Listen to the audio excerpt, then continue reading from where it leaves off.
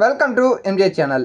இன்றைக்கி நம்ம சேனலில் பொங்கல் பண்டிகையை முன்னிட்டு பொங்கல் பரிசு தொகுப்பு, அதுலேயும் முக்கியமாக ரொக்கப்பணம் 1000 ரூபா சம்மந்தமான ஒரு தகவல் ஒன்று வந்திருக்குது. ஸோ உங்களுக்கு எல்லாருக்குமே தெரிஞ்சிருக்கும். ஸோ பாஜக தரப்புலேருந்து இந்த 1000 ரூபா ரொக்கப்பணம் கொடுக்கணும் அப்படின்னு சொல்லிட்டு சென்னை ஹைகோர்ட்டில் வந்து பார்த்தீங்கன்னா ஒரு கேஸ் ஒன்று போட்டிருக்காங்க.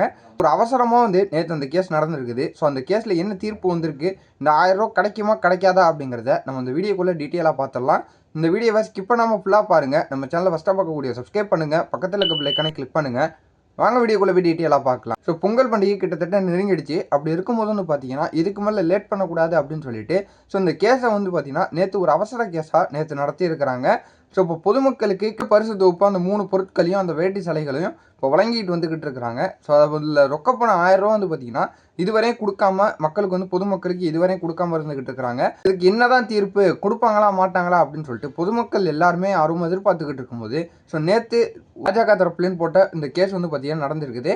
ஸோ அப்போ நீதிபதி அவர்கள் வந்து பார்த்தீங்கன்னா தமிழ்நாட்டு அரசுகிட்ட கேட்கும் போது ஸோ அது நிதித்துறை அமைச்சராக இருக்கட்டும், அவங்க சொன்னது மாதிரி வந்து பார்த்தீங்கன்னா இப்போ நிதி பற்றாக்குறை காரணமாக இந்த பொங்கல் பண்டிகைக்கு இந்த 1000 ரூபா ரொக்க பணங்கிறது கிடைக்காது அப்படின்னு சொல்லிட்டு நேற்று கொடுத்துட்டாங்க. ஸோ அதனுடைய அடிப்படையில் நேற்று கோர்ட்டில் வந்து பார்த்தீங்கன்னா இதை வந்து தள்ளுபடி பண்ணிட்டாங்க. ஸோ அதன் வகையில் இந்த வருஷம் பொங்கலுக்கு கண்டிப்பாக அந்த 1000 ரூபா ரொக்க பணம் கிடைக்காது அப்படிங்கக்கூடிய ஒரு வருத்தமான தகவலையும் வந்து பார்த்தீங்கன்னா இந்த வீடியோ மூலிமா நான் தெரியப்படுத்திக்கிறேன். ஸோ இதனால் வந்து பார்த்தீங்கன்னா பல பொதுமக்கள் மன உளைச்சலுக்கும் ரொம்பவும் ஒரு வருத்தத்திலையும் வந்து பார்த்தீங்கன்னா ஆளாகிட்டு இருக்கிறாங்க.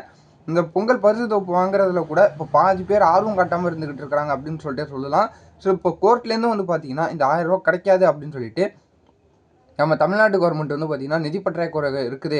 ஸோ அதனால் அவங்க கொடுக்கறதுக்கு வாய்ப்பு இல்லை அப்படின்னு சொல்லிட்டும் தெரியப்படுத்தியிருக்கிறாங்க. இந்த தகவலை கேட்ட மக்கள் எல்லாருமே வந்து பார்த்திங்கன்னா ஒரு கோபத்தோடையும் ஒரு வருத்தத்தோடையும் இருந்துக்கிட்டு இருக்கிறாங்க. இதை பற்றி பல பொதுமக்களாக இருக்கட்டும், எதிர்கட்சிகளில் இருக்கக்கூடியவங்க எல்லாருமே வந்து பார்த்திங்கன்னா இப்போ நம்ம தமிழ்நாட்டு கவர்மெண்ட்டை எதிர்த்து ஒரு கோரிக்கைகளும் ஸோ ஒரு கோபத்தோடையும் வந்து பார்த்திங்கன்னா கேள்விகளும் எழுப்பிக்கிட்டு இருக்கிறாங்க.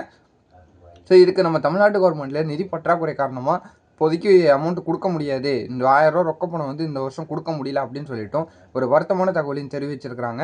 ஸோ இந்த தகவலை உங்களுக்கு தெரியப்படுத்தணும் அப்படின்னு சொல்லிட்டு தான் இந்த வீடியோ போட வந்திருக்கிறேன். ஸோ இந்த தகவலை உங்கள் ஃப்ரெண்ட்ஸ் அண்ட் ஃபேமிலி எல்லாருக்கும் ஷேர் பண்ணி விடுங்க, அவங்களும் பார்த்து தெரிஞ்சுக்கிட்டோம். இதே போல் வேறு ஏதாவது நல்ல நல்ல தகவலோட நான் உங்களை அடுத்தடுத்த வீடியோவில் வந்து பார்க்குறேன்.